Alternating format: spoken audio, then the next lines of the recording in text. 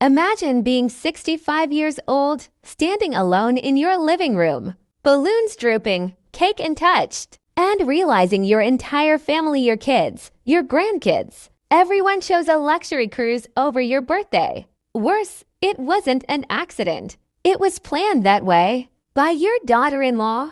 But what they didn't know was that I may be old, but I don't forget betrayal. If you've ever been tossed aside by people you love and wish you could show them exactly what they lost, this story is for you. Hit that like button, subscribe, and let me take you on a journey of cold justice served Loretta style. I'm Loretta. I've spent my whole life being the glue of this family. Holidays, at my place, babysitting, me emergency hospital runs, last-minute favors, home-cooked meals. Every Sunday I gave my family everything. So when I turned 65, I decided I'd finally celebrate myself. I planned a cozy little birthday party. Nothing fancy, just food, music, some wine, and the people I loved. I even made homemade lasagna, my son's favorite. I texted everyone 3 weeks in advance. My son, my daughter-in-law Megan, my daughter, my grandkids, everyone.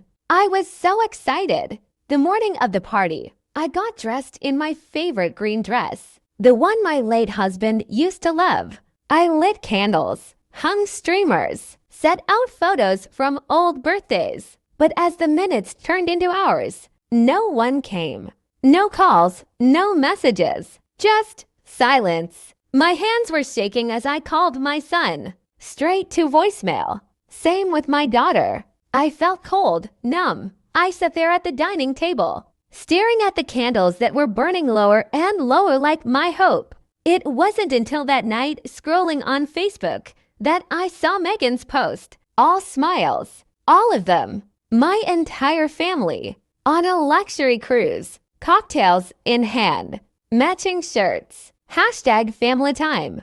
My chest tightened. I couldn't breathe. They knew it was my birthday. This wasn't a scheduling mistake. I found out later Megan had booked the cruise months ago and chose that specific week because she said, and I quote, "Loretta makes everything about herself anyway. We deserve a break." I cried that night, not just from her, but from the realization that they saw me as expendable, a burden, a woman to use when it's convenient. But I wasn't about to stay broken.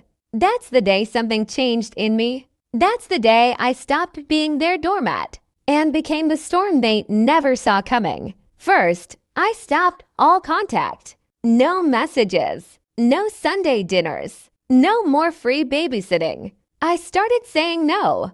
And trust me, they noticed because suddenly Megan was texting me nonstop. Then came the kicker. See, my late husband left me a quiet little inheritance. Nothing huge, but enough. We had a family lake house, beautiful, old, but cozy. It's where we made some of our happiest memories. They always assumed I'd pass it down to my son and Megan. She once even joked, "When you're gone, we'll renovate it."